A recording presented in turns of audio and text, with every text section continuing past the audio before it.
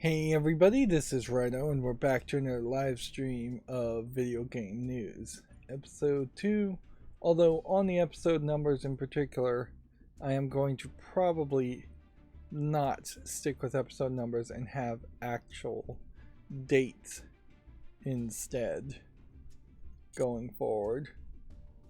Starting a little bit late today.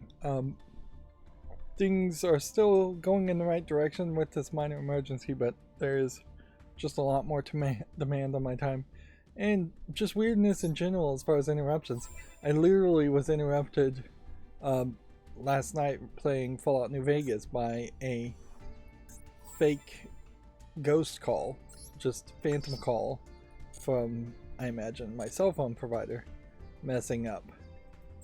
I suppose there is a question here. If I'm going to be playing considerably less of Yu-Gi-Oh, which is probably how this is going to go, will I not even get the Duel Pass done? That's certainly a thought to keep an eye out for. At a certain point, I guess if I am not even getting the Duel Pass done, we should consider that.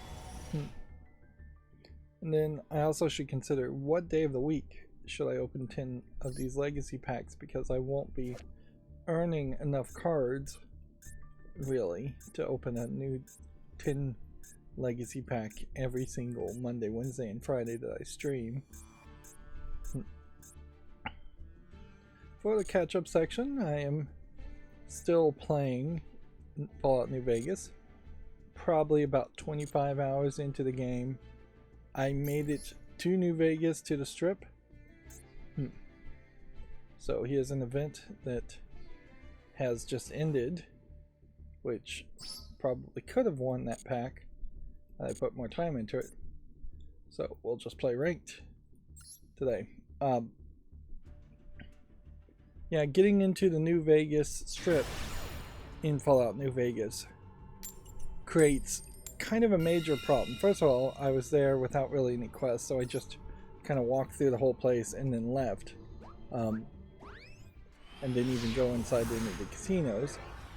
But second of all, there is on the Strip a topless dancing lady who has like black tape over her nipples as in X form, in the shape of X's.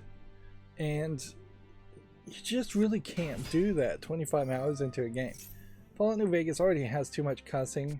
There's literally a quest that I did between this recording and the last, where one of the soldiers, who is female, was literally raped. They just used the rape word as part of the quest. This is a big quest.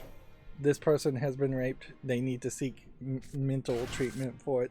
The theming is fine, but man, that is Obsidian certainly going a lot more hardcore than I think Fallout 3 or Fallout 4 ever would really go. Despite the fact that Fallout 4 starts with a child being kidnapped. But yeah, it just feels too mature. And there really needed to be what I call the kiss-off, which you see in movies. Like the first 5 minutes of movies, you'll have extreme amounts of cussing, or violence, or gore, or blood, or nudity, or sex, whatever. You'll have kind of a high amount of that in the first 5 minutes for movies, so if anybody's going to get offended and want their money back from the movie theater, they'll leave in the first 5 minutes. Which movie theaters would much prefer that than someone asking for their money back 2 hours into a 2 hour and 20-minute movie. So, yeah, Fallout New Vegas has several elements it needs to have at the very beginning of the game, or in kind of a tease of the game, just so you know it's going to be there. In comparison, from what I remember in Fallout 3, the only real sexuality was that there was one character that had like a harem. But that was pretty much it. Like, they weren't particularly dressed in a naked style way. They weren't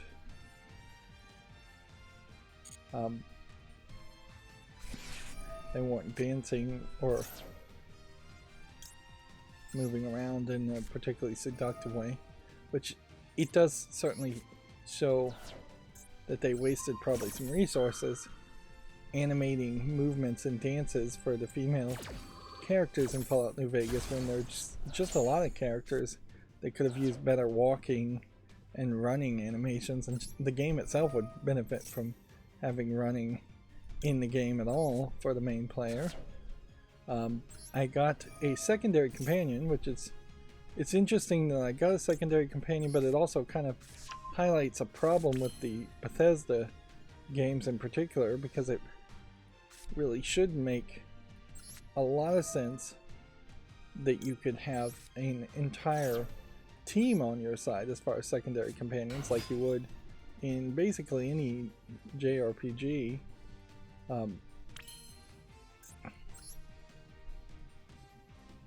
But yeah, Fallout 3, very specifically, you could only have one companion, and I'm not 100% sure that the only reason I was able to get a secondary companion is because Eddie, my first companion, might be a DLC companion that has been added extra. And this secondary companion's name is Veronica and is voiced by Felicia Day, and it definitely seems like some of the other characters are voiced by another very noticeable voice actor, Cameo, which that screams that they wasted their time and money hiring celebrities, and that would be very much in line with Bethesda. Fallout New Vegas uses the Gamebryo engine, whereas Fallout 4, Skyrim, Fallout 76 all use a modified version of the Gamebryo engine called the Creation Engine. Starfield uses the Creation Engine 2.0. None of these engines are good. None of these, in my opinion, stand up to what should be happening by modern games, and I really do have to kind of question if there is any extra value in Bethesda using the Creation Engine version 2 instead of just abandoning that and making a Unreal Engine game. A big part of that, certainly the take from that, is that maybe the Gamebryo engine and its derivative, the Creation Engine, were powerful enough to make giant open world games in the past, whereas other engines were not capable of really doing that.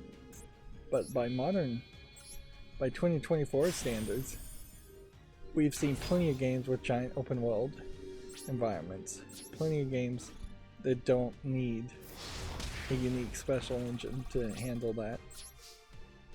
There's some other elements like that other games have introduced that would make sense in Bethesda games, such as finding specific spots where you would climb a tower and be able to see more and reveal more on the map. Adjusting how much dialogue happens, having all of the dialogue happen via somebody walking up to you and talking while you maybe are shooting enemies at the same time, like Bioshock 1, where you get audio recordings instead of text messages. But yeah, particularly getting into the Strip, I just can't imagine that you could suggest anybody under the age of 16 to play Fallout New Vegas, even if you were alright with them watching the Fallout Amazon Prime series, which in fairness I think you probably would be alright with a 14 or 15 year old watching the Amazon Prime series. On that same aspect, I really question whether anybody would really enjoy Fallout New Vegas playing it after watching the Amazon Prime series. I just think you'd probably be expecting a much more interesting experience for every hour, since every episode is about an hour in the Prime series and there's something fairly interesting happening there. And the conversion from what is an action TV series that very much ignores the role-playing elements to playing Fallout New Vegas, which is a role-playing game that very much overemphasizes the role-playing elements. You can really get down to the basic stuff that everybody who's ever played a Bethesda game knows. You get over-encumbered way too much. There's way too much vendor trash. There's systems where you can pick up items and drag them to a different point that is really, really pointless and just shouldn't exist, other than to allow people to steal in weird, silly ways. And there's just not enough justification for that. You could probably fix half of the crashes in every Bethesda game if you just locked items into a specific XYZ coordinate, and then when you picked up the item it would disappear from that coordinate, or if you purchased the item it would disappear from the shelf behind the shopkeeper at that coordinate.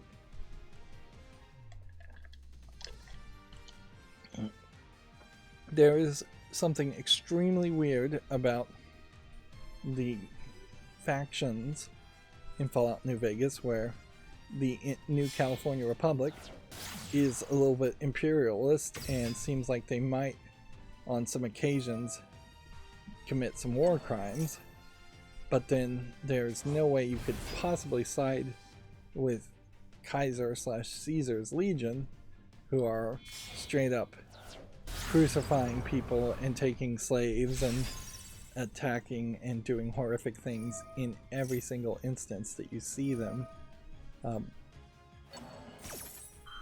There probably are some other factions that will show up, but I don't know how big of a role they really are going to play.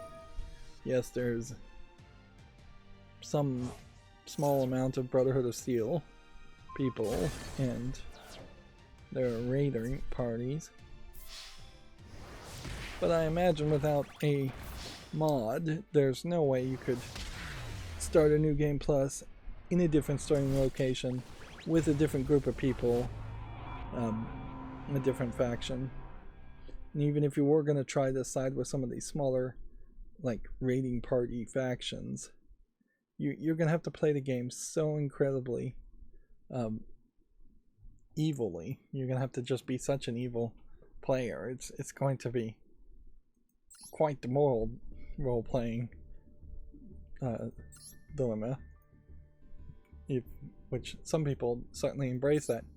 That being said, because there's so much vendor trash, if you were to play as a bad guy and just go into entire cities and massacre people, not try and do any of the quests, you wouldn't get enough experience, and you wouldn't get enough caps.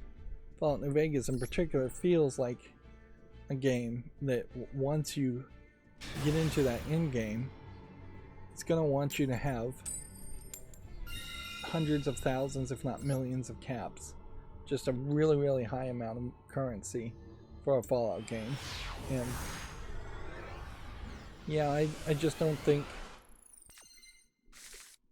you're going to get that much without eventually leveling up. I'm only at like level 14, but I feel like I'm probably close to 2/3 of the way done with the entire map. Unless the map changes significantly, which is a possibility. So yeah, I definitely also am hurting myself a little bit because there is clearly an attempt in New Vegas that was not done in Fallout 3 to have the thirst meter play a role and to have bullet scarcity play a role, and neither one of those are really happening. That being said, if I didn't have two companions fighting by my side, there's a lot of enemies that would totally wreck me. And so I have no idea how I would have been able to level up. The vast majority of your experience is from doing quests. So either I've missed a whole bunch of quests, which is a possibility, or the game really wants you to walk up and down the same road several times to grind out things. And it's not like playing on a higher difficulty would give you extra XP for the extra challenge. There are still elements in New Vegas, like other Fallout games, where unless there really is a default New Game Plus, which I'm not sure there is, there may be a mod that gives you New Game Plus, you're just not going to have your hacking and your lockpicking at 100%, so there are just going to be doors you can't get behind, but not enough of them to justify running around the map twice and unlocking the doors once you get your lockpicking up to 100 and your hacking up to 100. And there's never anything of any real value behind most doors and most locks. If there's a quest item, you might find it in a safe every now and then, but usually that means you will have either hacking or lockpicking high enough to accomplish that requirement, or some other way of finishing the quest. There's a lot of random houses in some of the outskirts of towns, and not a lot of motivation to go into the random houses. Although I did go into one random shack, and it turned out that there was actually a storyline quest element there, and so I was rewarded for being thorough. But it's really difficult around the New Vegas area to be thorough. There's just a lot of buildings and a lot of places to walk. I wouldn't be surprised if there is still a significant number of quests. There almost certainly has to be. There seems to be maybe 2 vaults, one of which I think has been converted into a casino.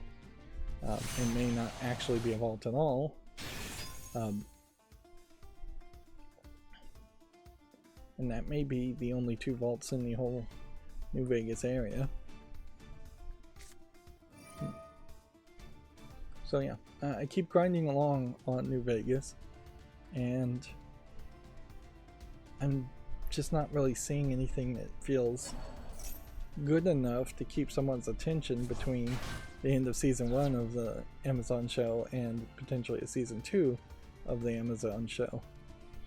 I wouldn't be surprised if we start to hear stories when the second season comes out around how almost nobody who watched the Amazon show went to play a Fallout game who hadn't already owned or played the Fallout games. That's probably not the case, but wouldn't be surprised if that's exactly how it goes down. Now there's a BioShock Netflix show that's already been announced, and I imagine we're getting closer to the release of that, so that'll be an interesting comparison as far as apples to apples.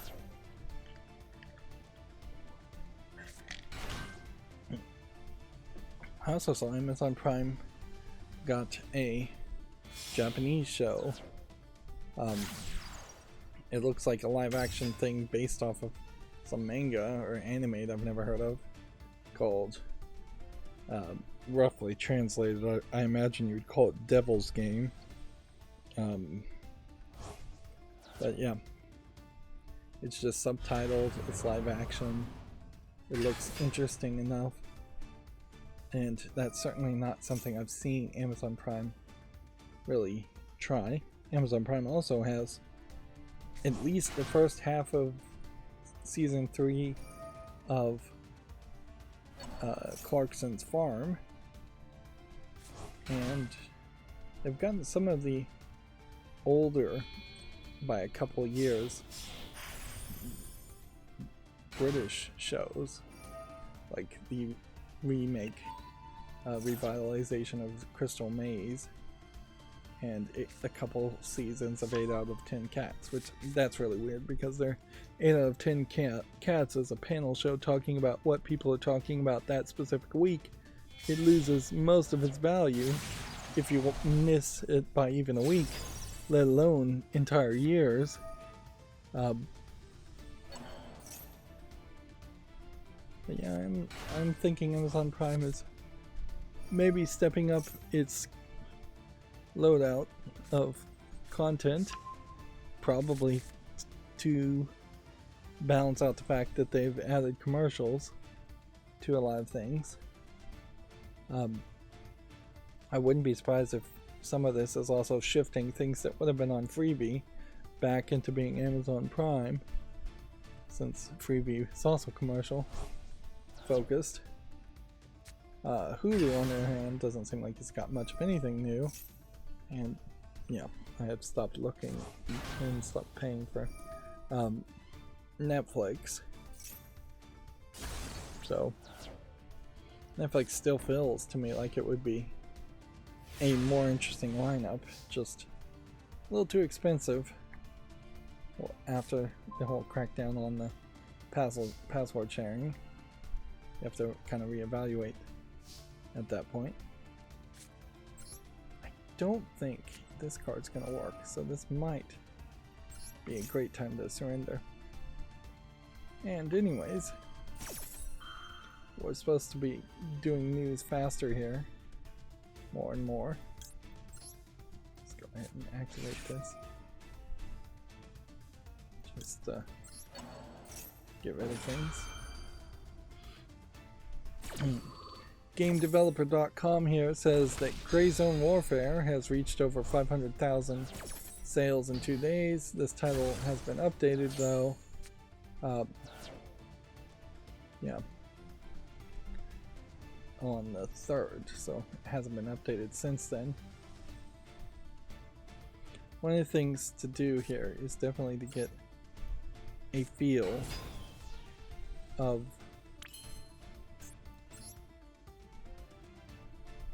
when is the best day to go into more detail versus when is a good day to not go into detail and just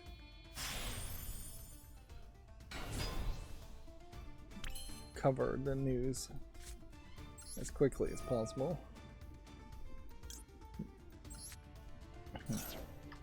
When is a good day to possibly play some extra Yu-Gi-Oh! Versus days to not play Yu-Gi-Oh! Kind of almost never going to be a good day. I probably am not anywhere close to finishing Fallout New Vegas. So I'd imagine it's kind of pointless to start to speculate about what the next game is I should play. It is much more of a case where I should think about the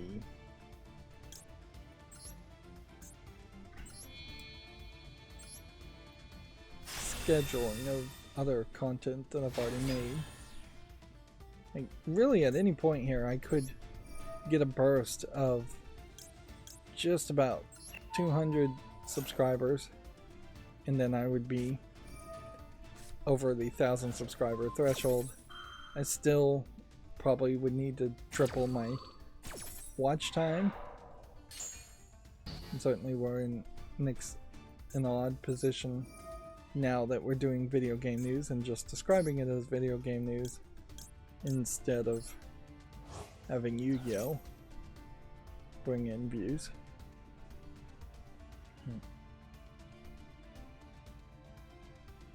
So yeah, if anything, I'm probably slowing things down a little bit.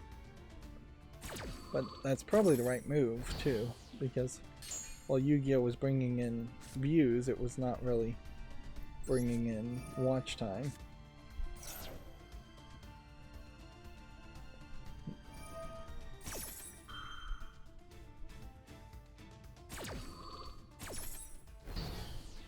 Yeah, none of this is gonna work.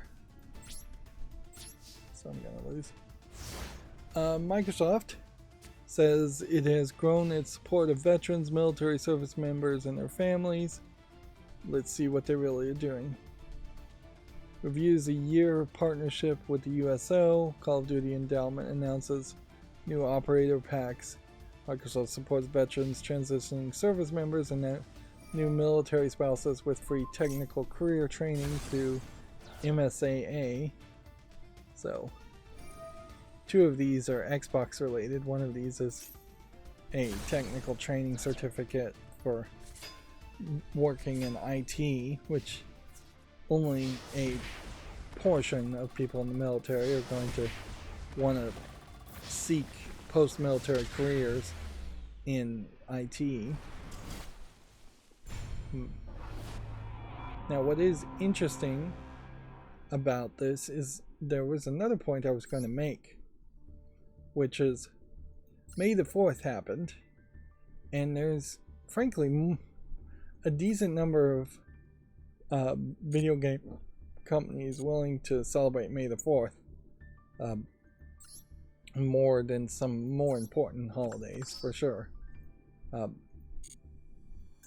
And I could see certainly a reason why you would do that. It wouldn't make a lot of sense to celebrate a Star Wars day, because nobody's going to inherently have a problem with you celebrating Star Wars. These pictures are definitely focusing on showing a military that is more female based and perhaps more tech literate, which, yeah, I still think a significant amount of the US military is male grunts shooting bullets at people on the front lines. I don't think we've gotten to the point where that is completely eliminated. I do think there is a potential future where you could easily have a country with one human being being the only citizen of that country, and him just having access to a lot of military drones and missiles and rockets and bombs. Like, you really don't need a high citizenship if you don't need a standing military of humans, and you really don't need a standing military of humans if you can defend your borders and defend your claims on resources simply through automated drones or remotely controlled drones. And as much as military loves to increase their use of drones, drone strikes are less accurate by far as far as citizen casualties. They're not really counting than having a human being having to be the person that pulls the trigger. Of course, Microsoft certainly could be accused of helping gamify the military, and helping propagandize the military with their Call of Duty series. Of course, they're making money on it, so they're not going to stop. And so there are some deeper issues to discuss there. Weirdly, though, it doesn't feel like Microsoft is even supporting veteran families or military families particularly well. You would think you have a picture here, so why are we not giving military families like free copies of Minecraft? Keep the kids busy. That's something you could do, certainly.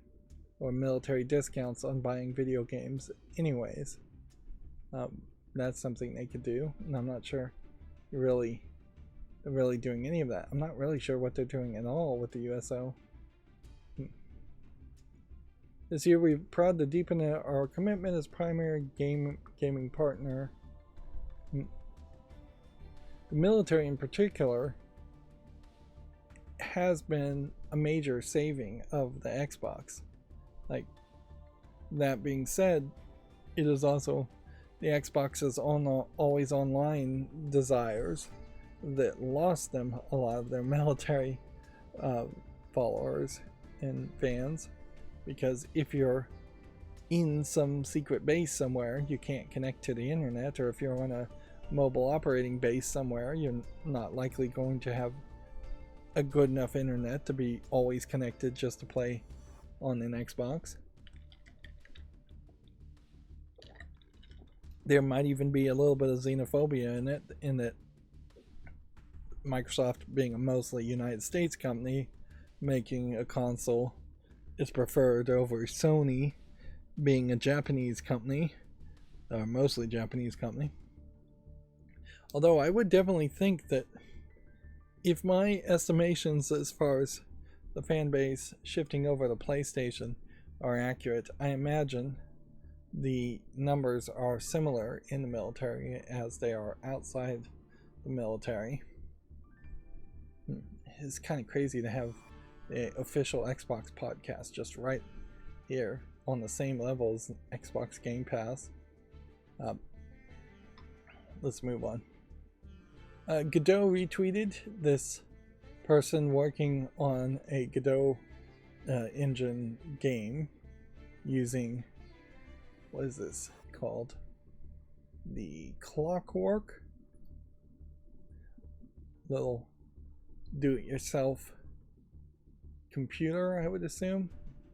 I'd assume this has something equivalent to a Raspberry Pi in it, if not a Raspberry Pi Zero built into it.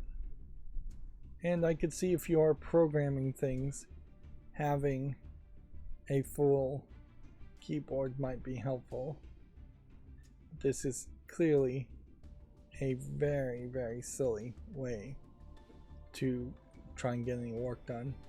And as much as I would hate to suggest a laptop, I think a laptop is probably the appropriate professional way to be on an airplane and continue to accomplish something over something like this. Even the Steam Deck, which would be my secondary suggestion, probably doesn't make enough sense to do a Steam Deck just if you're going to be programming a lot. It would make sense if you already had a Steam Deck and then you just had like a Bluetooth keyboard or some kind of keyboard mount, which I haven't really seen anything that turns a Steam Deck into more of a laptop. But yeah, this is very, very silly. Story Kitchen, which is a company I've never heard of, has teamed with DreamWorks Animation to adopt video games into film and TV. So clearly we are into a new fad of doing this. I would have to really research what was the last thing DreamWorks even animated. Already Story Kitchen is working on a live-action Dredge film and Vampire Survivors animated series. They apparently were working on It Takes Two for Amazon and Streets of Rage movie and a Netflix Tomb Raider anime, which Netflix loves to call things anime when they really aren't.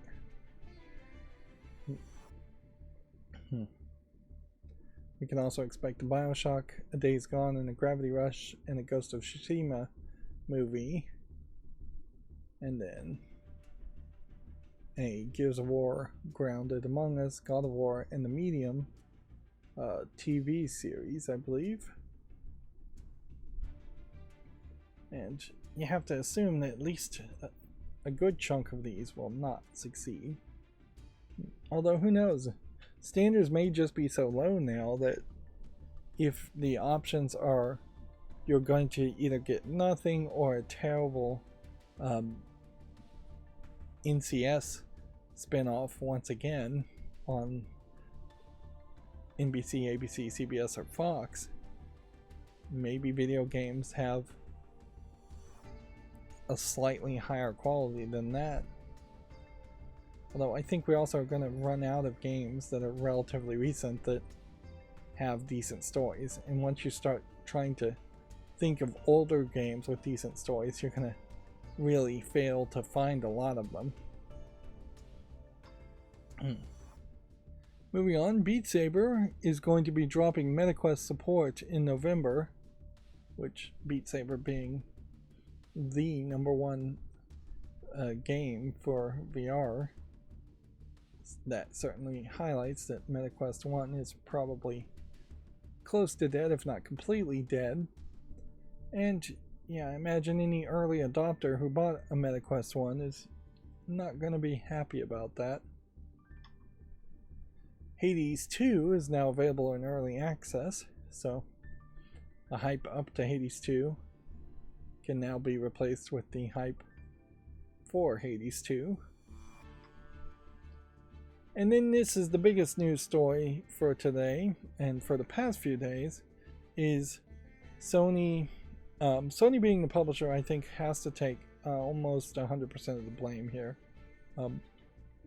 Because unless the contracts were written very weirdly, it's the publishing company that's going to make all the decisions. So Sony released Helldivers 2 on Steam, and for quote-unquote technical reasons, they did not require PlayStation Network accounts at the beginning. Helldivers 2 has become incredibly popular. I think it only sells for $40, which probably helps its sales. It is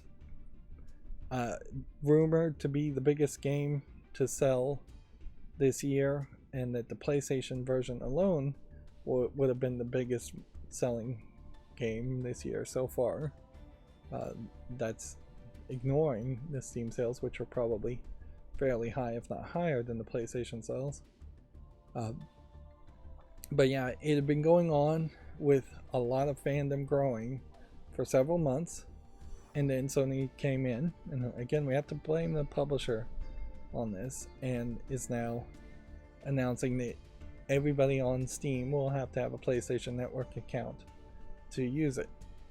Now, notably, a side point on this is that Helldivers 2, again, blame the publisher for this, was listed and available for sale in a lot of countries where the PlayStation Network does not exist. And so, in their steps, in their original steps to demand that everybody have a PlayStation Network account, there were going to be people in some countries, let's just pick Spain, whether that's an accurate country or not, people in Spain would then have purchased the game in this theoretical scenario and been unable to play it. Valve has kept their mouth shut and simply just authorized refunds to a lot of players who have played hundreds of hours. Now, I did hear someone phrase that as they are being extremely generous in refunding people that they don't really have to refund because they played so much. And honestly, I have to is a bad phrase to use. Like, morally, I would say they have to. If the game has changed significantly after the fact and you can no longer play it, I think you have to give a refund at that point. Legally, I don't care if they're legally required to or not, but morally, I would say you have to if the game changes that drastically, and potentially it becomes unplayable, or if the demands to continue playing it are just unreasonable. And to a lot of people, it is unreasonable to have to create or log into a PlayStation Network account, particularly knowing that the PlayStation Network accounts have been hacked multiple times. And there's just no benefit, or at least originally there was going to be no benefit to the player for logging into a PSN account. Seems like maybe now they're going to give a free cape to people who link their PSN account from Steam. But the last time they gave away a free cape, also, everybody hated it and would kick those players out of their groups. So I'm not sure that even has been announced, and that isn't really just a meme post I saw. So yeah, again, you have to blame Sony as a publisher on that. Like, they should have never listed the game in non-PSN accounts if they had really in non-PSN countries, if they had really never had a plan on letting this game not require a PSN. And now you run into the gamers winning, which is always great news to hear, even though I'm sure there'll be some mainstream video game journalists that somehow twist it into being a terrible thing, that gamers rise up and demand that they be treated decently. But you still don't look good as Sony now reversing the account linking requirement, because it certainly still shows that they want to do that. It shows that they're just going to try some other way. Now, I will say also, we talked about just a few minutes ago how Xbox wanted an always online DRM account checking, and Xbox was forced to drop that as an idea, and they still really have sneaked it in. All the consoles have. It's not like you could go 90 days without connecting to the internet and playing a game on most consoles. I don't think you could do that. Anyways, they've just made it more hidden and less arduous as far as how often it calls home to check if a console still has the rights to play certain games. But yeah, it definitely feels like Sony will push this, and now every single game that comes to Steam is going to have that hanging over its head if Sony is the publisher, as far as will they eventually demand a PlayStation Network account. One game has already come out and said that at least some of the content as far as online play will require a PlayStation Network account. This all screams to me not Jim Ryan's doing, but the new Japanese CEO's way of doing things, which is to probably not really understand the situation at all, or not care to understand the situation at all, and to really just pass down rulings and edicts from above as to what he wants or what he thinks would sound good and make the shareholders happy. There is definitely an alternate universe version of this encounter in which Sony would have reacted much faster, instead of waiting a couple days to see if it blows over and waiting a couple days to see how terribly reviewed their games on Steam will get. There is also a possibility this will just give Sony an excuse to double down and make even fewer games available on Steam, or make no more games available on Steam, which that could be a negative outcome from this, but in the end, that may just be how this all has to go. Maybe Sony will just have to fail miserably and never bring its games to Steam if they're not willing to bring their games to Steam without major caveats and requirements. In a lot of ways, forced account linking is just a slight step away from de novo DRM. It's something that the gamers don't want, something the gamers don't benefit from. Yeah, there's just really no positivity on any side that can come out from this situation. 100%, you have to just blame the publisher, because if it was the Arrowhead CEO saying things are making decisions, then Sony as a publisher should have been able to step in and said, no, we're in charge, Arrowhead CEO, keep your mouth shut. If anything, the Arrowhead CEO has helped the situation, not hurt it. Meanwhile, there's nothing new to say about Stellar Blade. But there is definitely a pattern here of Sony being crappy. Allowing Shift Up to claim the game was going to be uncensored, then literally a couple days later, or the next day, even censoring Stellar Blade, and then moving on to the next controversy.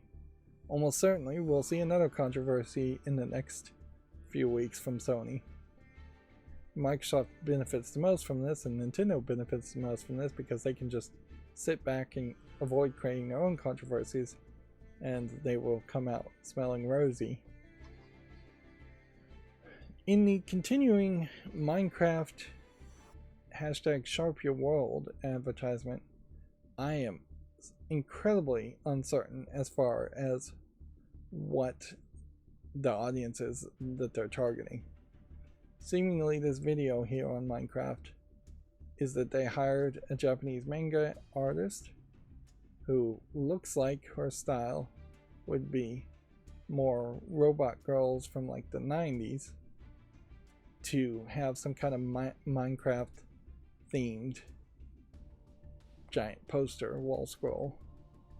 And so she's throwing in creepers here and there and squids and things like that, and she's got a pixely axe, but the vast majority of this art is literally just her her art style. Like it just doesn't really connect in any way to actual Minecraft.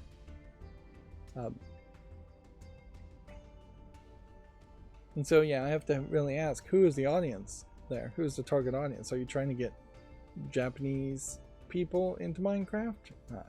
Maybe there isn't as many Japanese people in Minecraft as there could be, but are you uniquely trying to get manga fans, Japanese manga fans into Minecraft? I just don't see a real connection there. If anything, you look at this art and it's just not promising what you actually would see, and it seems pretty obvious that this manga artist themselves has never played Minecraft, and that's why they were given a few key things to add to the art, and that was it, instead of trying to animate everything in that blocky Minecraft style, which really wouldn't work for a manga art style. But yeah, are you trying to get edgelord teenager kids who are into manga into Minecraft? I don't think that's gonna work. So who are you advertising to? The previous advertisement, well, here's another one. Seems like maybe what they've done is they've just encouraged people around the world to make advertisements for them. So here you have more of a pencil artist Western person drawing something in Minecraft. Then the Minecraft Japan advertisement. Seems like they are just throwing money away. Here you have another Reshape Your World. See, when Lego did a similar advertisement campaign, that too didn't make any sense. See, I don't even know if I would call this Minecraft style.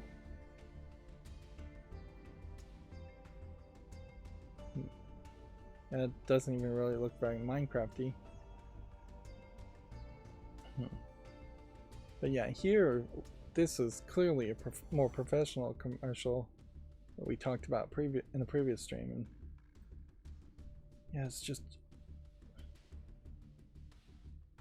makes no sense as far as who they are advertising to. It looks like you're advertising Minecraft to a bunch of adults who would have to probably already know what Minecraft is for this to make sense or work.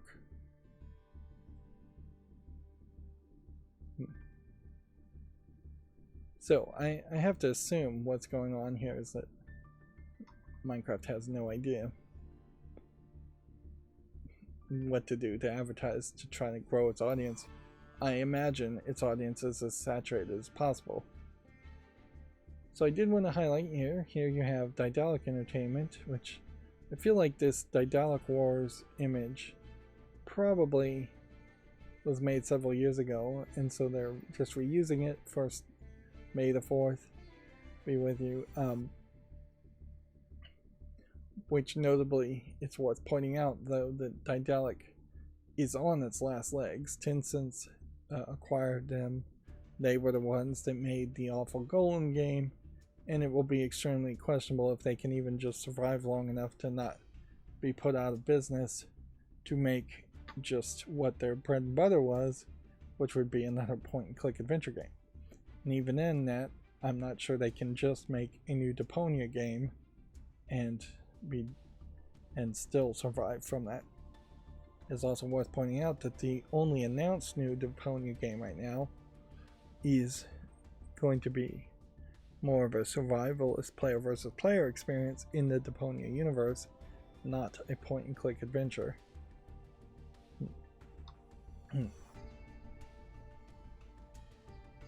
Bethesda had, I believe, a May the 4th be with you, where you have them promoting mostly the Fallout TV series, but Fallout in general, Doom. Let's see if we can. This crab is probably from Fallout. That may be from Prey. I don't even know what that is supposed to be from, as far as a Bethesda or side Bethesda game.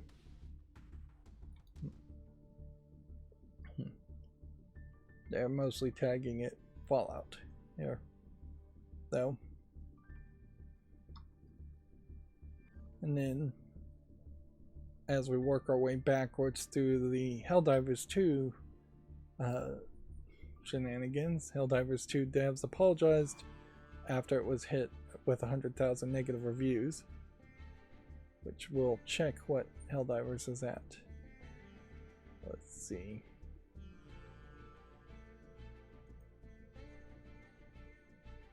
Nope, that's not what we wanted. We wanted a link to the Steam page.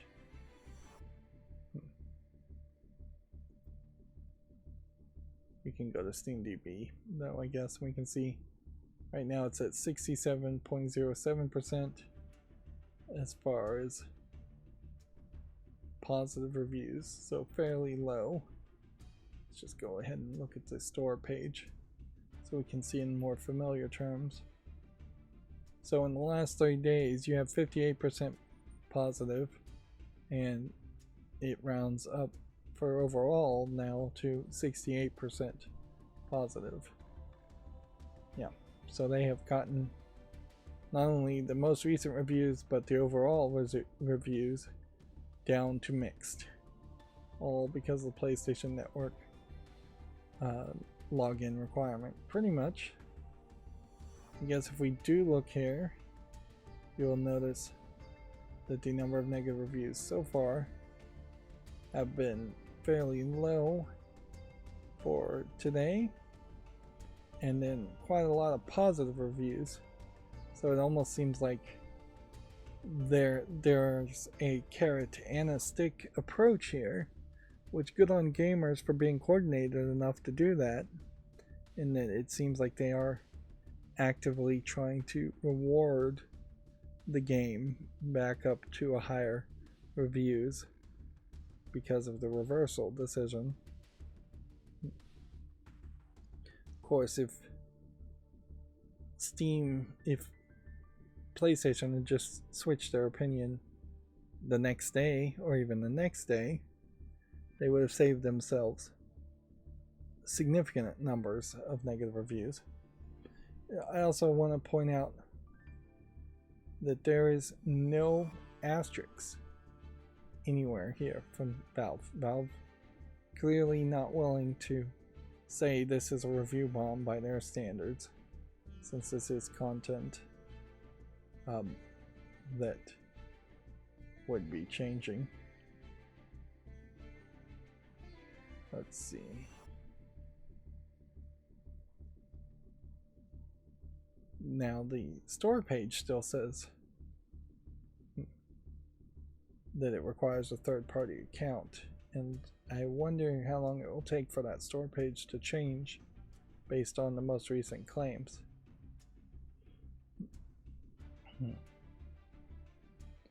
Might be interesting to see what else Arrowhead has made as far as Helldivers 1. Yeah, very positive. Also an online co-op game though, so I'm not sure you could really play it. Magica Gauntlet.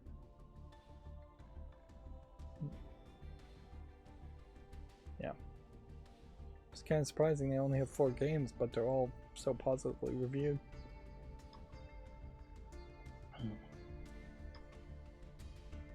Borderlands has released a new poster. With it we can see characters we've seen before, but there are some newer characters maybe in the background here.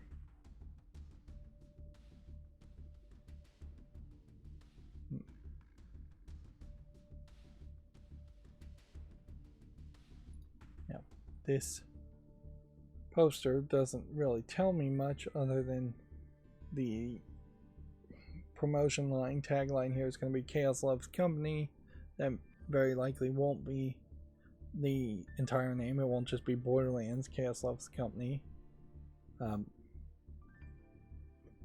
And we kind of know the color palette is going to be fairly bright in reds and colorfulness. Although I don't quite feel like this color palette is accurate to the video game. And Tiny Tina I definitely don't feel like is accurate. And honestly, I don't feel like any of these characters are accurate. And it definitely feels like they have stunt cast hired a lot of people. Which makes me suspect that they have probably spent more money paying the actresses fees than they should have, and that the movie itself may be pretty bad. Jack Black is listed here as a character. I think he voices Claptrap.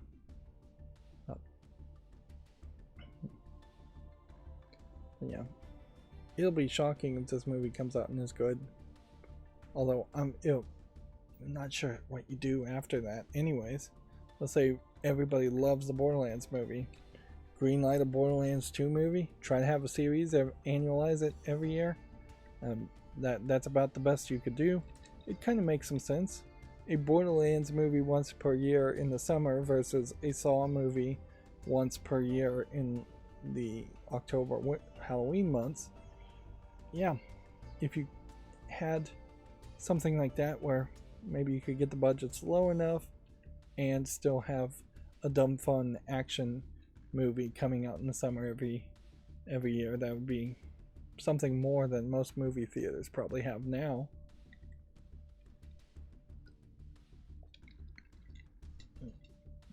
Now, ironically, I do think there's a decent chance that if you watch the Borderlands movie, you will have a good idea of what the Borderlands games are, and you probably would enjoy moving on to playing the Borderlands games if you had just watched the movie.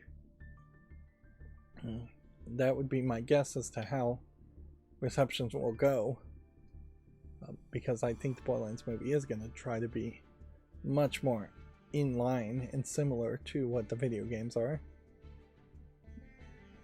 I do question while playing Fallout New Vegas whether it wouldn't be a little bit better if there was a more kid-friendly comedic twist to the Fallout games, like a hard-edged, immature, realistic military game that just happens to be set in the Fallout universe. I just don't think you need that. I just don't think the fandom benefits from that, and that silly things probably should happen, because they probably cannot write intriguing missions and stories well enough in the Fallout universe to keep someone's attention.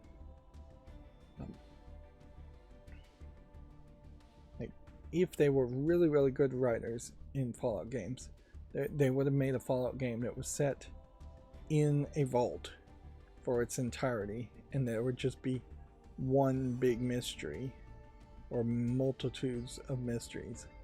And there are some mysteries in Fallout New Vegas, but it's usually chalked up to, oh, I'm going to get a quest at some point. This is going where some NPC is going to explain to me what's going on, and then tell me to go collect some item. And when I collect that item, then that will give us some note or have an NPC explain how we've resolved that mystery. Now, next, I can't blame Star Wars for celebrating Star Wars Day, but worth pointing out, I did follow Slick Deals to see if there were any sales around Star Wars Day. It's kind of the only thing that makes a lot of sense to buy on May the 4th is just any Star Wars games you haven't bought before. Yeah. I'm not even sure you can get like Star Wars movies or TV shows or discounts on Disney Plus. Apparently Fall Guys had a Star Wars crossover.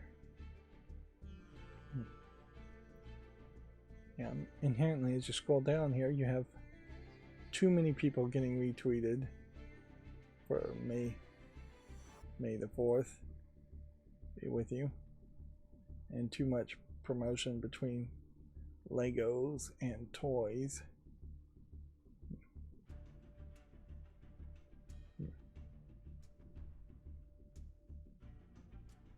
You would think every May the 4th would be a great day to just have the Star Wars movies, the old Star Wars movies, back in theaters for one day, and that would be your big promotion, and maybe then you'd have some commercials in between each movie. Here you see them promoting May the 4th by highlighting Star Wars games, but I'm pretty sure some of these Star Wars games are not even things they would want to highlight. Like, I think this is a Force Unleashed image, and this might be from the original Star Wars Lego game and not the most recent Star Wars Lego game.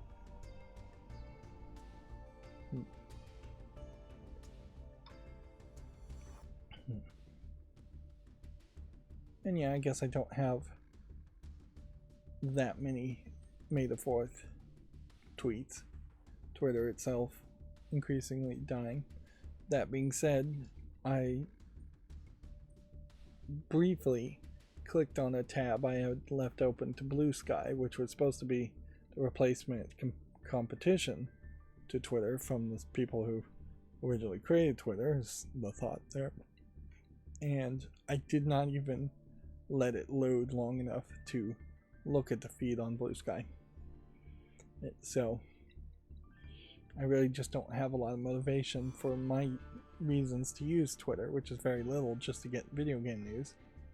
I really don't have a motivation to move over to another app. I'm still not seeing websites have links to other services like Blue Sky or Mastodon or Threads.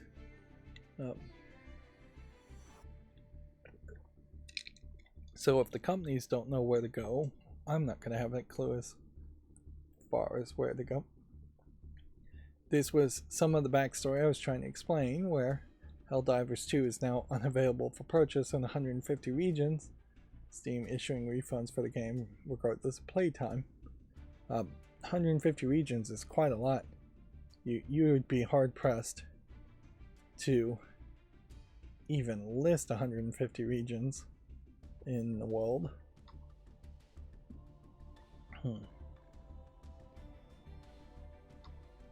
Let's see.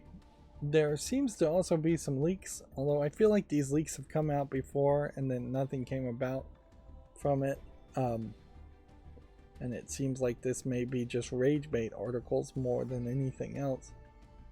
But according to Video Games Chronicles, Activision rejected a Tony Hawk Pro Skater 3 Plus 4 in favor of supplementary Call of Duty work.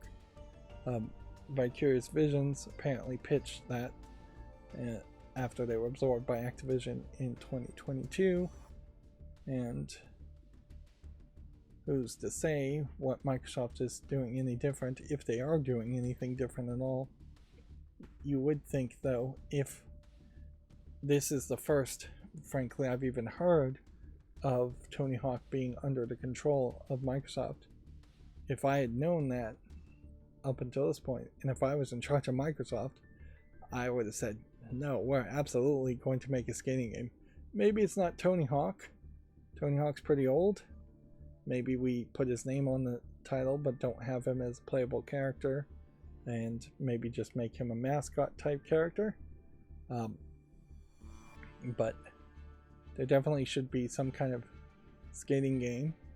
You would probably investigate how much it costs to license the Tony Hawk name, and see if that's worth it. But clearly Microsoft could benefit from having a skating game. Now, there are very few skating games out there. They may not be that popular, but just having one every generation would set you in a nice position.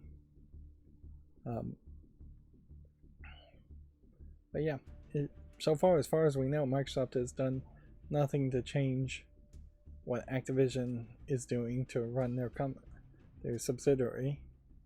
And so far as we know, Vicarious Visions is still just working on Call of Duty content, which maybe on the bottom line, financially, Microsoft is more than happy to say, let's just continue to make Call of Duty games and make money on Call of Duty. I assume at some point, Call of Duty will fall out of favor and stop making money. But you never know. It may just go on forever. You could have said the same, though, about Halo a decade or two ago, that it would have always made money. So LEGO Ideas, one thing I wanted to point out, they've updated their terms of service and kicked out any child under 16, probably for legal reasons, from the LEGO Ideas system. So that's why I had this tab open. It's not video game related, but it does lead to a greater element to recognize, which is that increasingly, because of laws and because of just concern about laws, kids are less and less capable of having accounts and interacting with the internet, even in fairly appropriate places like LEGO Ideas, where there wouldn't be anything offensive really at a LEGO Ideas website. Yeah, we are certainly seeing it on both ends, with Texas also passing anti-porn website laws and draconian rules, and other states passing anti-porn website laws, stopping adults from realistically being able to access those websites.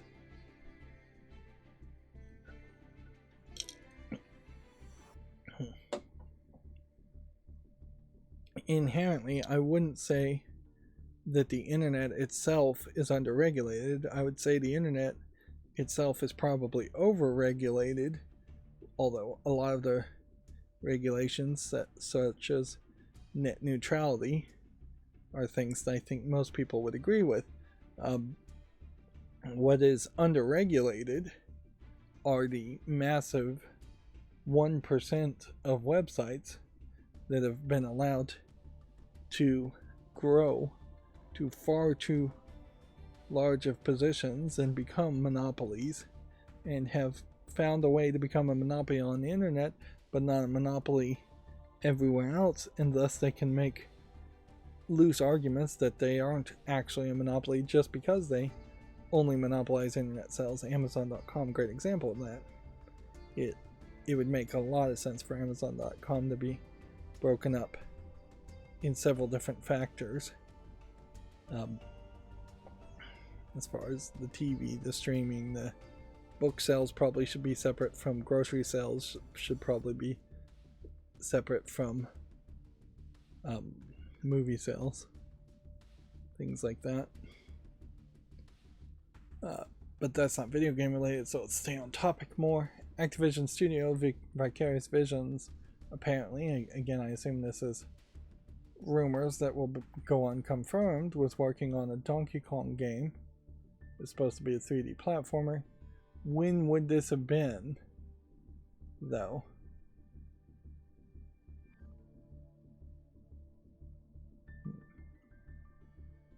Yeah.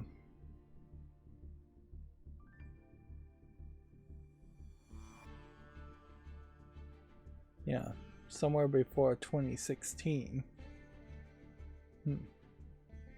Which inherently means Vicarious Vision didn't even stop production because they were acquired by Activision Blizzard.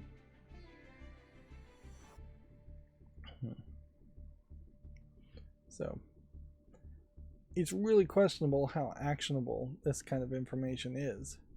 Like, what can you really do thinking that in some possibly very pre-alpha early development Vicarious Visions before 2016 maybe was working on the Donkey Kong game? That means nothing really. It almost certainly means that had they been forced to finish the project that they were working on as far as the Donkey Kong game, it would have been terrible. Otherwise they wouldn't have scrapped something that was going well. And if we were to somehow magically be able to generate a list of every single game that's been scrapped pre-development, pre-announcement, it would just be a mile-long list of titles that sound intriguing but obviously would not have ever come to fruition. So it's just better to not know, really. It's not like Activision or Vicarious Visions today is making the pitch that they're going to make a Donkey Kong game for Nintendo, unless they do, which that would be an interesting follow-up to this, is if all of a sudden the Switch 2 gets announced and they just need so many games that they're partnering with Microsoft subsidiaries to make Donkey Kong games. We certainly could benefit from having a 3D platforming Donkey Kong game. We haven't had one of those in a long time, but there's a pretty obvious reason for that, in that anything good as far as 3D platforming has just been put into Mario games, and there isn't that big of a difference between a 3D platformer with Donkey Kong versus a 3D platformer with Mario. Perhaps there are slightly more collectibles in a Donkey Kong 3D platformer game. This Family Gaming Database seems to be writing some very weird articles as far as Xbox games worth selling for your PlayStation 4, and they've made the exact same article as far as Switch games worth selling for your PlayStation 4. So one list here is sell your PlayStation, one is sell your Xbox, and I believe they have one even that says the exact opposite, sell your Xbox for a PlayStation. And I imagine they're going to just make a list that circles around. They say I have 10 advice lists like this. Let's see if that leads to anything. Inherently, I wouldn't recommend selling a console ever, to buy a new console or to buy games for a new console. It's a losing proposition, and I've never seen a game website promote this concept. And right now, if you were going to promote these advice articles, all of which seem like they're 2 years old, so they're pretty out of date, I would imagine, unless they're being constantly updated as far as the games. But yeah, if you were going to sell anything right now, your best bet would probably be to sell a Nintendo Switch. While it still may have some value, in the hopes that you could just not play any games until the Switch 2 is released, and that you're just going to be happy with that. I don't think that's a good move, though. I definitely can't recommend any of that. Now, the International Game Developer Alliance has put out a statement on a ban of non-compete agreements in the United States by the FTC. It's generally assumed that non-competes were never really legal, but that wouldn't have stopped a bad employer from suing you, and it certainly has happened in the past where bad employers have sued you and tried to use non-compete agreements as part of their grounds for suing former employees. Which undoubtedly the International Game Developers Association is going to agree with the ban on non-compete agreements, and just the idea of having a free market in the sense that each employee is their own product who can sell themselves to any company willing to buy, aka hire them. I've said it in the past that any kind of limitation on an employee leaving and taking what they've learned from one job to the other should not exist, and every single employer should be terrified of the possibility that they would mistreat an employee and that they would quit and go work for their competitor. But that's not really the case.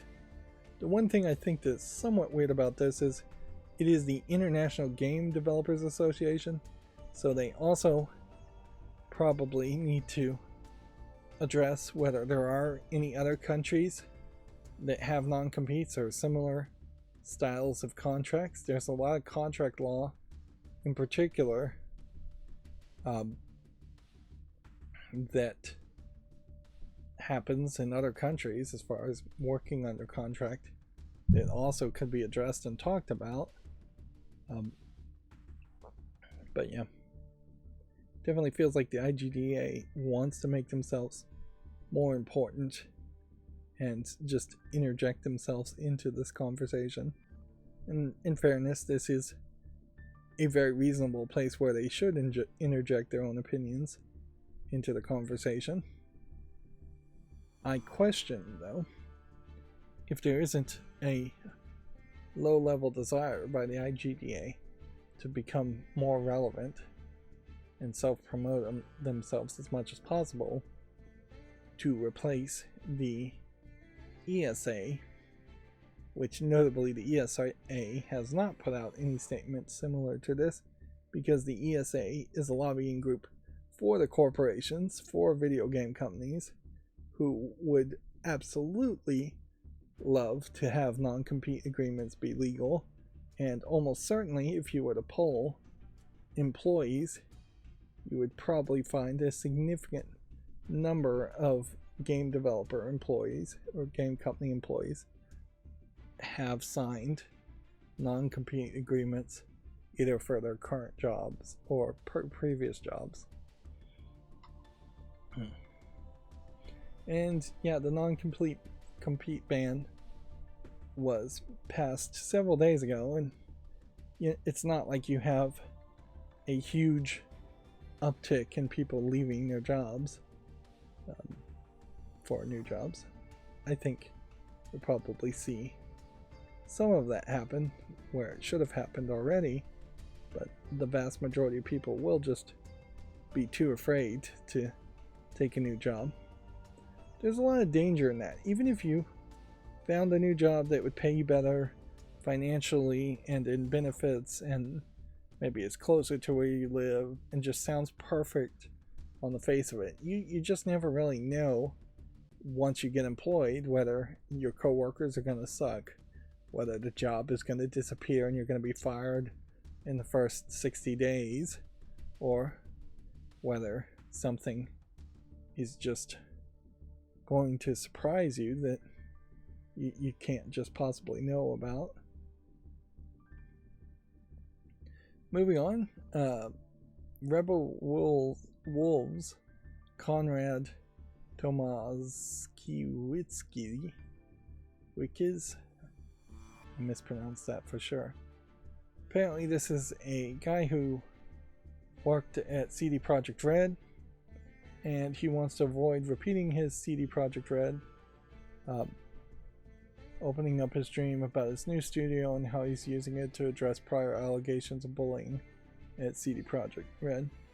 So I guess the allegations may be directly at this founder,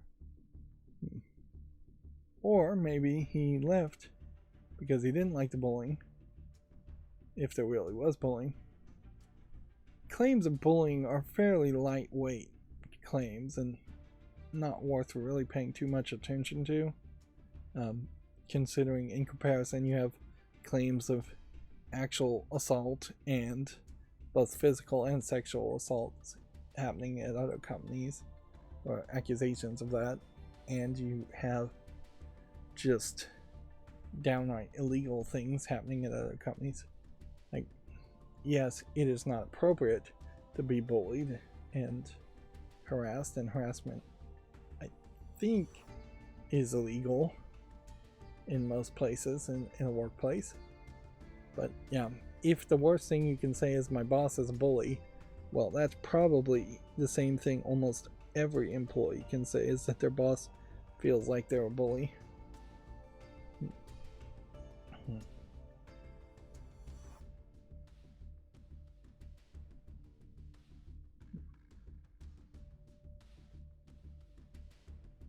This may be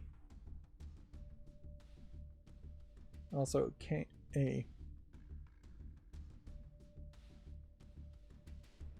he tells that working with a considerably smaller team will help him improve his behavior and have more empathy. So yeah. This may also be a GameDeveloper.com yellow journalism type article, and that they've taken an interview and cherry-picked some responses to really just talk about bullying allegations before. Which, okay. On the face of it, even if he's fully admitted to bullying his staff, it seems like he's only been accused of bullying staff. Yeah, no, he denied it, so they're bringing it up after he denied it. And then he also said he's working on himself to ensure it didn't happen again, which perhaps you shouldn't deny it and then say I'm working on myself, because that is sending mixed messages. The better thing is just to deny if you're gonna deny. But yeah, this definitely feels like a GameDeveloper.com article just to bring up bullying accusations, which certainly aren't going to go anywhere. Gamers are just not going to care that much. This is cancel culture type mentality at a time where cancel culture has long since died down and been replaced with anti-cancel culture mentality in most gamers' minds, I would suspect. If they have an opinion either way, I imagine the majority don't really care and have an opinion either way.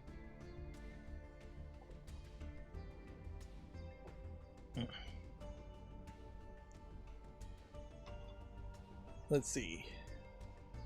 So here is the follow-up. Also, the Ghost of Tsushima studio says that the Steam version won't need a PlayStation Network account for single player. However, it will need one for multiplayer. So, Sucker Punch already coming out here and trying to address a controversy before it even happens. Just seeing how that went for Helldivers 2. And this definitely indicates that more than likely PlayStation had negotiated these requirements for PlayStation Network as the publisher, and PlayStation is going to be hard pressed to agree to get rid of those requirements for free, or get rid of them at all.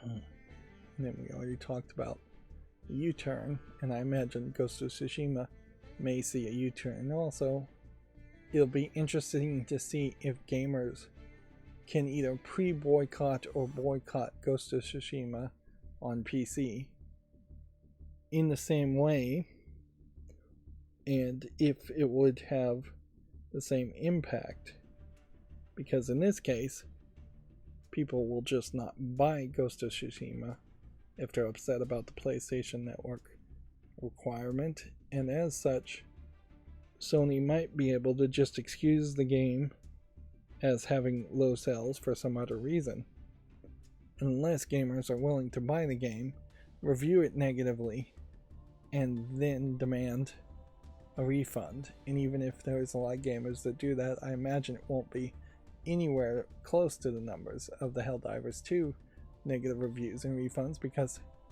Helldivers 2 was available for, it felt like, months before the bait and switch happened, which effectively that's what it is, whether they meant to or not. Yeah. And more of these headlines and lists. Family Gaming Database feels like it almost makes sense, but also it still seems very poorly made as a database, as far as why are you suggesting for what I would assume is for kids, kid-friendly games, or more kid-friendly games like Spider-Man and everything, and then you have Last of Us Part 2 with a tattooed lady and a gun pointing at the screen. It is also, that did just remind me that Fallout New Vegas, and the Fallout games in particular, probably should have learned a lot from the Last of Us series, because those games are fairly similar in theme, and just like gameplay mechanics. And what could Bethesda have stolen as ideas from the Last of Us series to make a Fallout 4 or Fallout 5 better? Yeah, but this whole list makes no sense at all. It's just like, this is all the games they recommend, taking into no consideration any family friendliness about it at all. There you have Uncharted 4 Thief's End, where you have two dirty people seeming to about to kiss.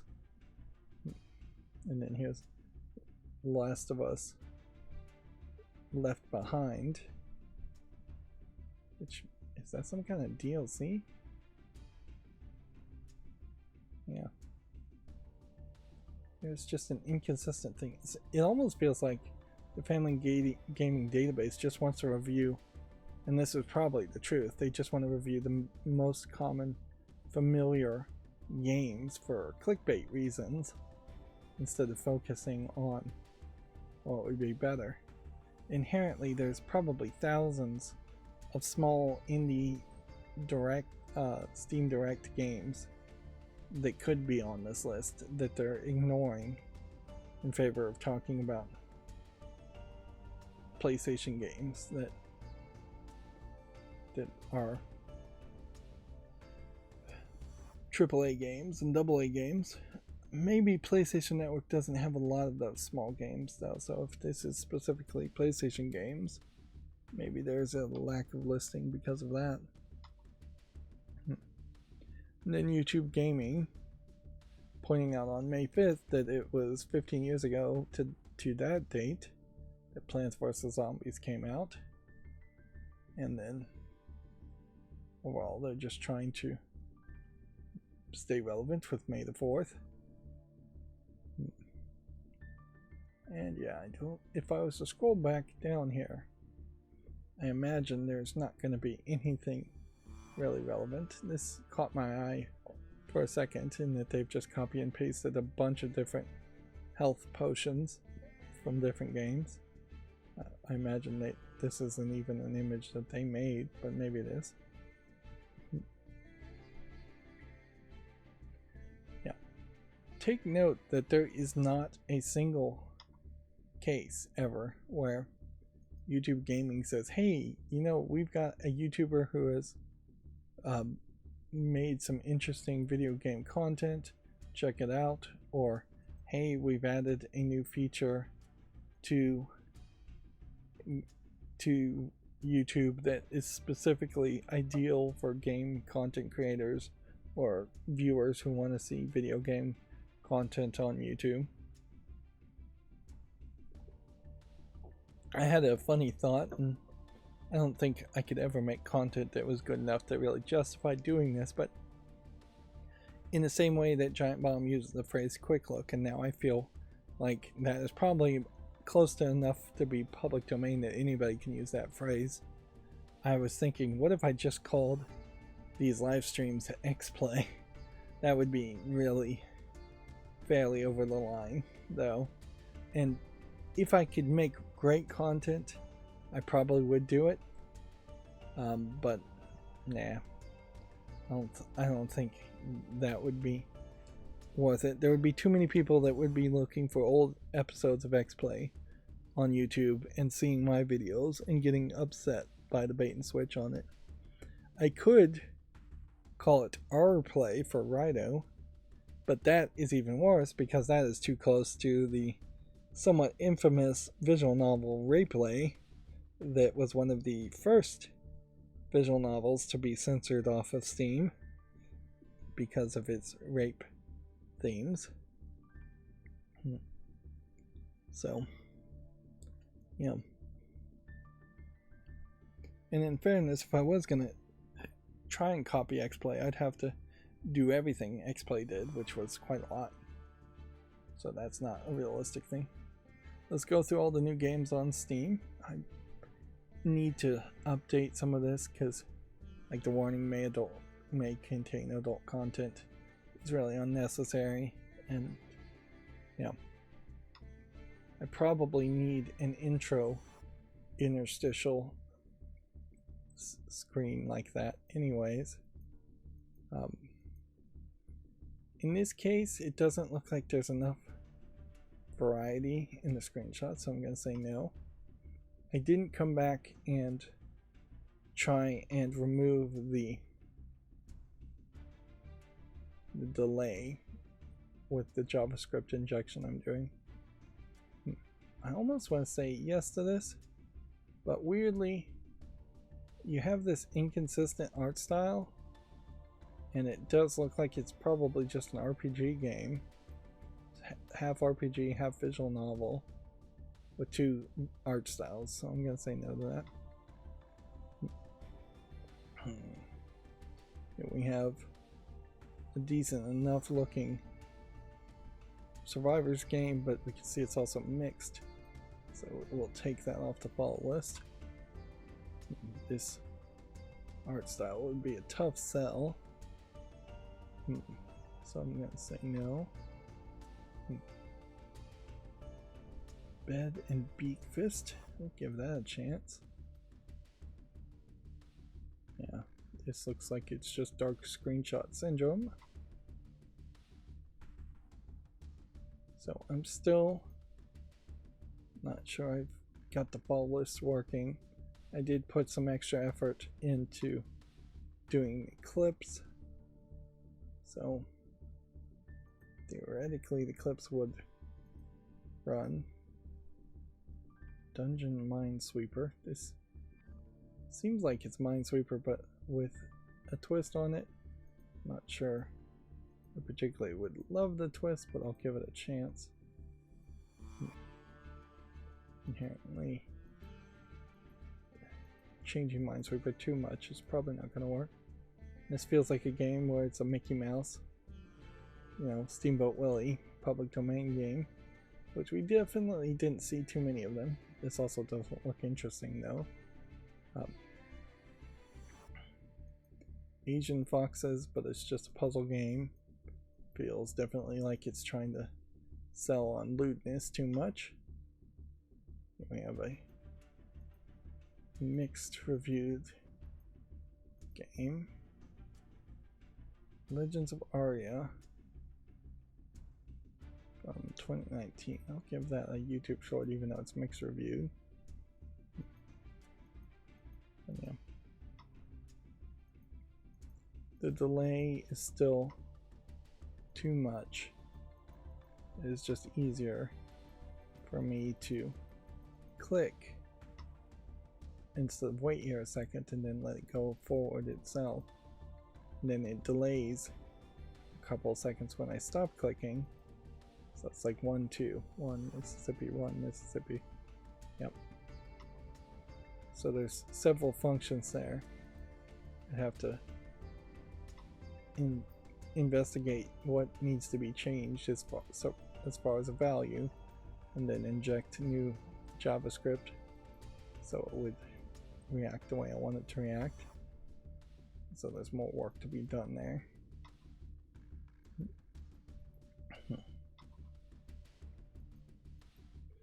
And frankly, I would just prefer to play Fallout New Vegas.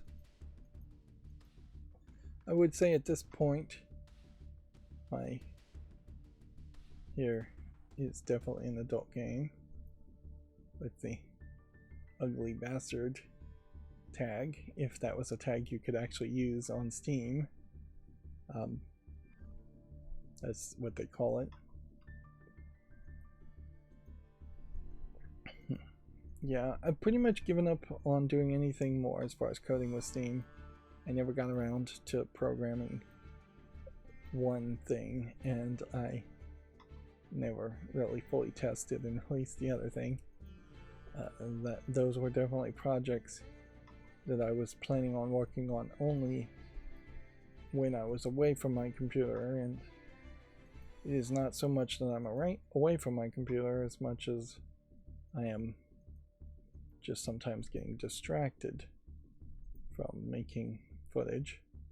Which, by the way, playing Fallout New Vegas, I'm very inconsistently making links of episodes. Sometimes it's an hour and 30 minutes, sometimes it's 2 hours.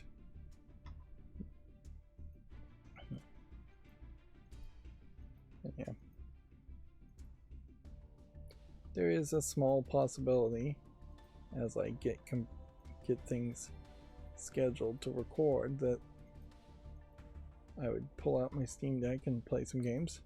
It's worth pointing out that Proton version 9.0 was released, so major number increase as far as the Proton compatibility database and library and software.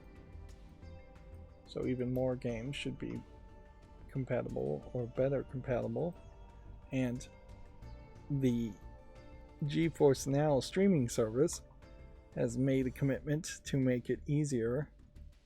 I almost want to say yes to this, but it seems like it's just all over the place visually. So yeah, being able to stream some games directly to the Steam desktop mode and GeForce Now would be yet another way you could use a Steam Deck. But yeah, what mostly seems to be happening is that if I am, this is a French only, you don't see too many French only games.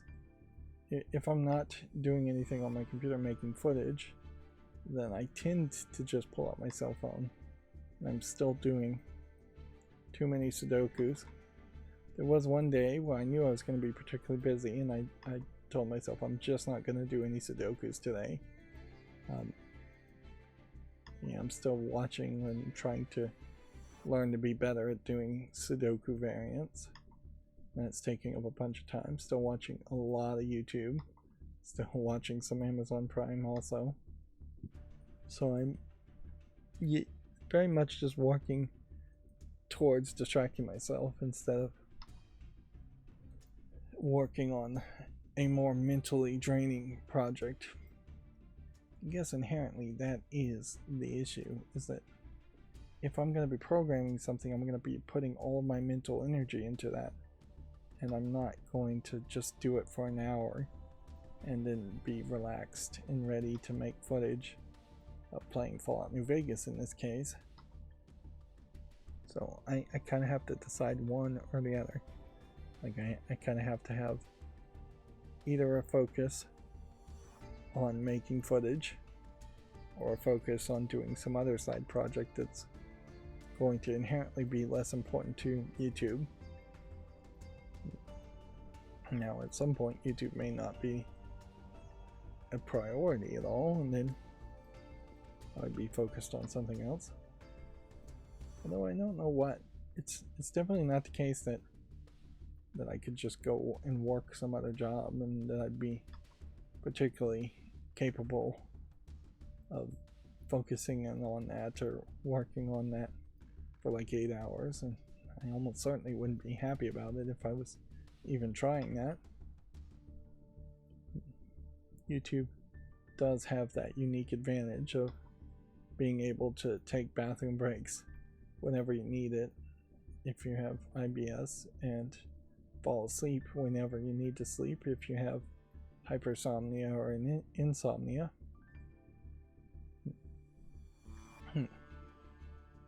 I heard a YouTuber talking about a game that looked very much like this. I think this is the game they were talking about. If that is the case, this is a Godot engine game that the YouTuber was talking about making.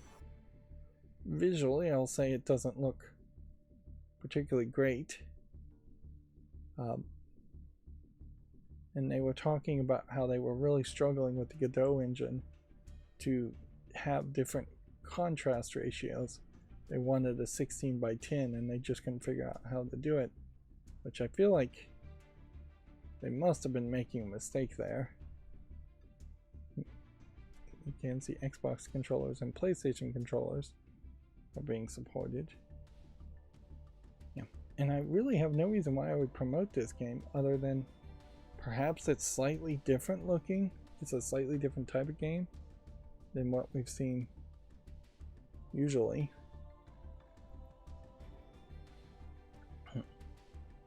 If it is a case that everybody is having trouble with contrast ratios in the Godot engine, then that definitely highlights something they should work on, because it really shouldn't be that hard to adjust for contrast ratios or just have a dead zone view window where there might be some pixels on the left and right that are just never really that important because all of the action is in the centering.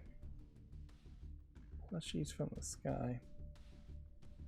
I'm gonna give this a chance, but it's probably nothing. Okay. I'm still trying to get viewers. Inherently, I know I lost some viewers by taking Yu-Gi-Oh off of the titles, and so it may be months, could be years even, before I start to get viewers who will pop in and view these live streams and comment. So it may very well be a case where somebody says the music is too loud, or somebody says that the screenshots are switching too fast, which I'm not sure I'm really going to accommodate people who say the screenshots are switching too fast, because the whole point is I programmed them to switch fast. Here we can see Hades 2 is at 100% so far with only 26 reviewers.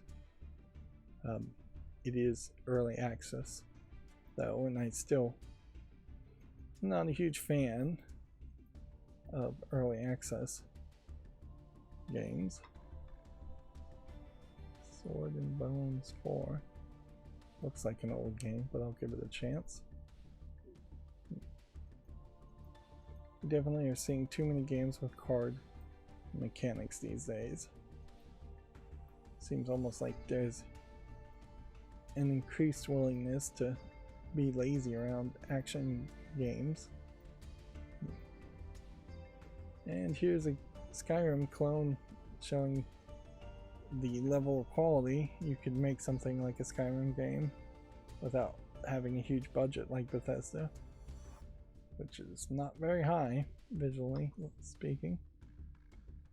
So that would be the new games, and so this would be the fallen games, and I didn't work on the fallen games list, so I don't have any fallen games to clean up. So then that will bring us to the SteamDB point, which I imagine not too much has changed. We've seen Fallout 4 doing fairly well. Helldivers in the 12th spot. Helldivers 2 in the 12th spot.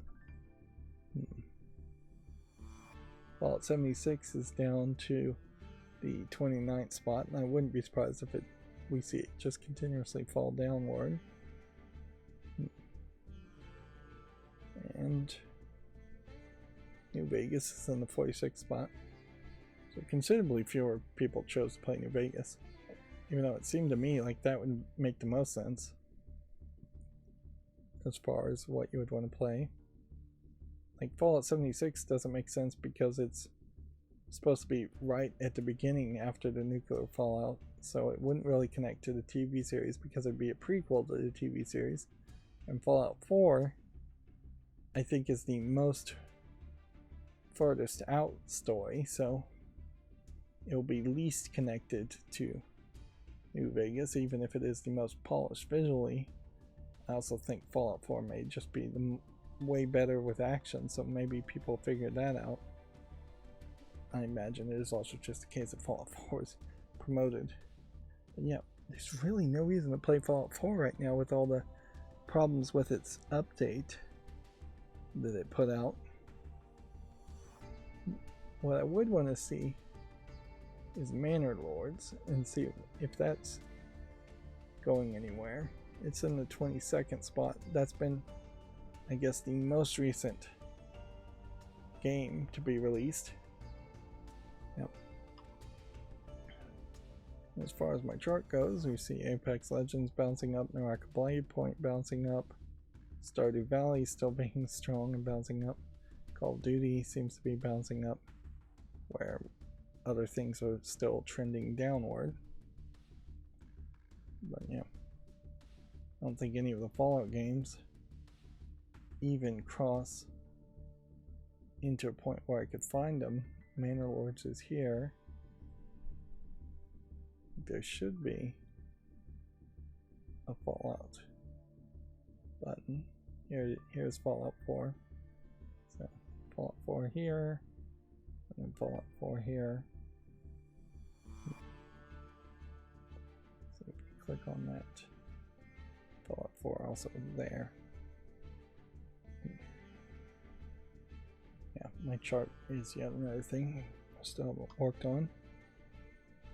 As far as the Steam page, front page, Hades 2 getting that top banner promotion,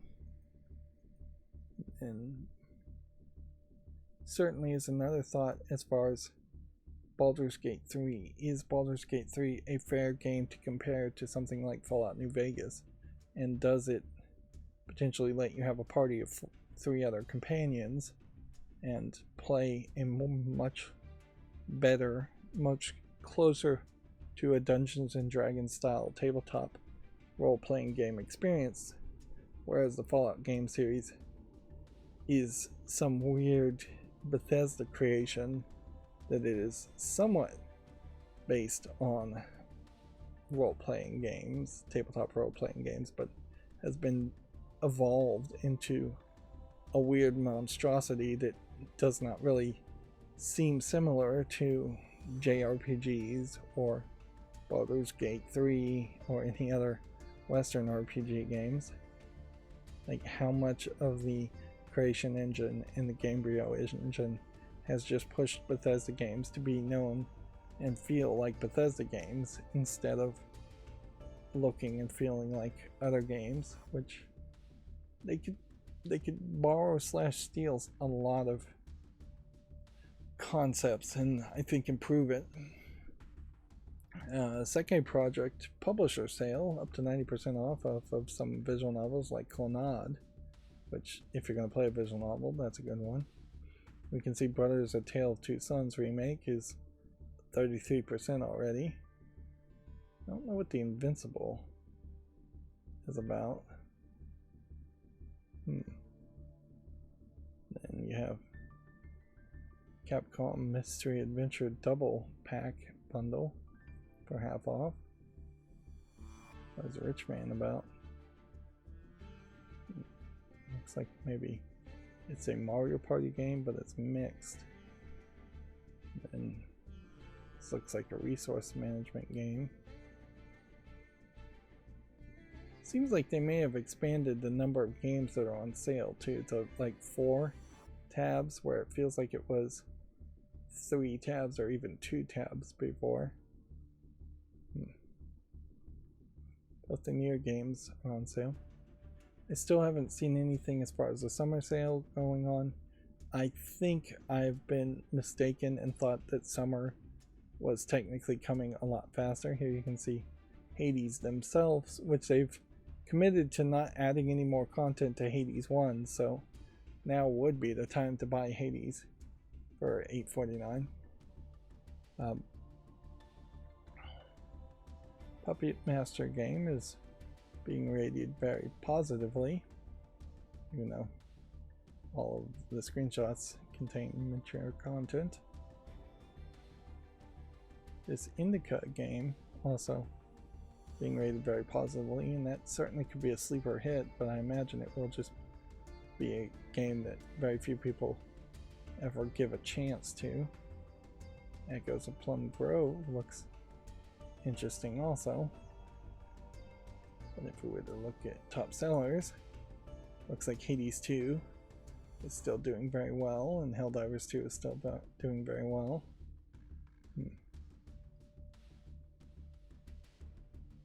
But yeah, and apparently even more sales. It definitely feels to me like I probably was mistaken and thought summer was closer than it is, but I guess maybe it's a month or 2 away. Alright, well, let's go through the headlines. Really don't have that many headlines today, so today can be a shorter experience, which is good because we started later anyways. So we probably have talked about most of this already also. And from the looks of it, seems like I still need to work on my macro as far as making Steam links to games open, as far as what is being mentioned on Gamatsu. I'm still not sure if that is working correctly or not. It might be, it might not. So what I have to do is keep an eye open to see if there's a game that has been mentioned on the Gamatsu articles and headlines that we did not already see listed as far as Steam games that are coming out soon. Alright, but let's get through Video Games Chronicle first. Ghost of Tsushima Studio says the Steam version won't need a PSN account for single player. It will need one for multiplayer, however. Mortal Kombat 1's DLC character Homelander is shown in a new gameplay trailer. So here's Homelander smelling breast milk, baby's milk. That's his weird immature fetish in the TV show. Which, yeah. If Homelander was showing up in any other game than Mortal Kombat, there probably would be some bigger controversy around it. Although, the funny controversy now on Mortal Kombat 1 is just that it's not relevant and not interesting, which is a non-controversy, I suppose. PlayStation has U-turned after the Helldivers 2 Steam backlash and scraps the mandatory PSN account linking. Helldivers 2 backlash continued as Sony pulls the game from over 150 regions. Activision rejected a Tony Hawk's Pro Skater 3+4 in favor of supplementary Call of Duty work, it's been claimed. Activision studio Vicarious Vision was working on a Donkey Kong game, it's been claimed. Ouch, Helldivers 2 dev apologizes as it was hit with 100,000 negative reviews. The research firm reveals that the top grossing PC and console games of Q1 2024. I think we looked at this research firm, and the way they depicted it was difficult to follow and read just visually. And I question if the information is useful or accurate. Paladin Studios is shut down after almost 20 years. Xbox and Switch players get free Star Wars games trials. That is probably over now. No. Yep, it was running until the 5th of May. Today is the 6th of May. So that information is absolutely useless. So yeah, not that many stories really to even talk about. I guess the good news there is my macro didn't go backwards and open up a ton of old stories. Yeah.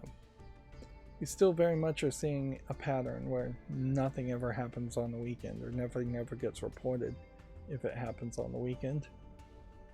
Let's go through the Gamatsu articles now, and I don't have too many of those either. Hades 2 is now available on early access.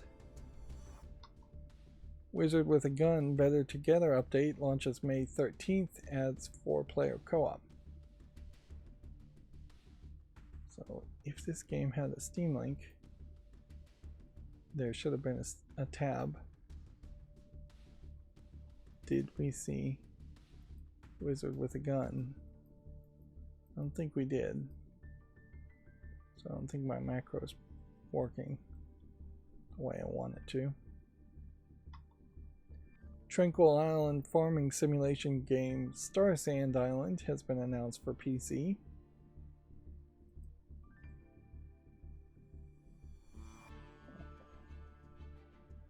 It's not on the follow list, so I assume I haven't made a YouTube short on it. I don't feel like I've seen this either.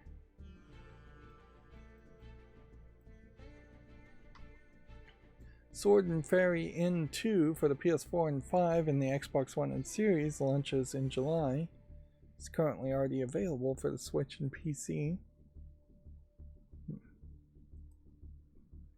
Which I'm not sure if I ever made a decision on whether I want to promote things when they go to other consoles. I think I kind of do. That being said, the game has to actually be positively reviewed to really justify doing that.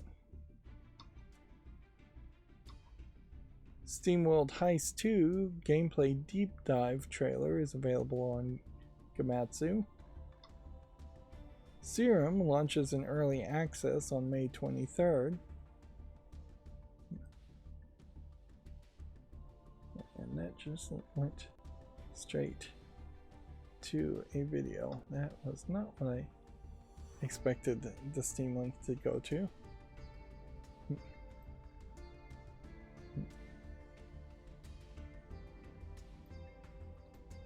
Yeah. See, this is another game that could be very similar to something like Fallout, that I feel like you probably could get away with being more serious, whereas I think Fallout has already poisoned the wells with some of its silliness and its Fallout Shelter games, and the Nukapunk theme itself is just a little silly. That even the music selection is fairly silly. Yeah, I just don't think Fallout ever should have been 100% serious, and I don't think it ever can be 100% serious, and probably should lean more into an action comedic, almost Borderlands parody of what a military first-person shooter is. Don't go as crazy and as Borderlands, but meet maybe half as crazy as Borderlands. Realm of Ink launches in early access for PC on May 17th.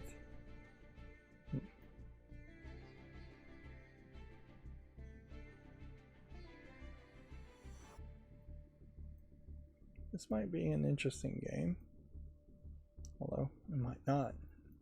Always a possibility. And then it looks like GameDeveloper.com has gone crazy and opened a ton of articles. I imagine a lot of these are things we've already talked about, so we'll try and burn through these headlines fairly quickly. Story Kitchen teams with DreamWorks Animation to adapt video games to film and TV. Beat Saber drops MetaQuest 1 support in November. Sony reverses its Helldivers 2 account linking requirement. Rebel Wolves Conrad Tomaskiewicz wants to avoid repeating his CDPR past. Nintendo hit 8,500 Yuzu repositories with a DMCA takedowns. These were forks of Yuzu, so easy for Nintendo to find them on GitHub. Helldivers 2 is going to make Steam and PlayStation account link mandatory by June. At least it was until this was updated and they made a reversal on that decision. Updated Gray Zone Warfare reaches over 500,000 sales in 2 days. Notably, not really talking about the sales after those 2 days. The IGDA Developer Satisfaction Survey highlights DEI deficiencies and crediting confusion. Local Thunk knew Bolertro needed to draw players in with poker. Pokemon Go co-developer Very Spaceship lays off its staff. Paladin Studio laid off 45 workers and shut down. The former Zynga COO Matthew Bloomberg is the new CEO of Unity. And then these are really old headlines. Report Take-Two shutting down Ollie World developer Roll 7. We assume if these reports go out and they don't deny them that they're true after a while. Clockmaker dev Belka Games cuts 20% of the staff. Skybound adds Wandery and Omaze alums to its executive team. And then LinkedIn launched 3 games to play while job hunting. And see, I just don't know what went wrong with the Steam, the GameDeveloper.com macro, that it went that far back. It really shouldn't have gone that far. Also, I'm not sure why the follow list cleanup box here is out of order, because we are at the end of the show. So, anyways, that's going to be it for this recording. As always, I ask you to like, share, subscribe, and keep on watching.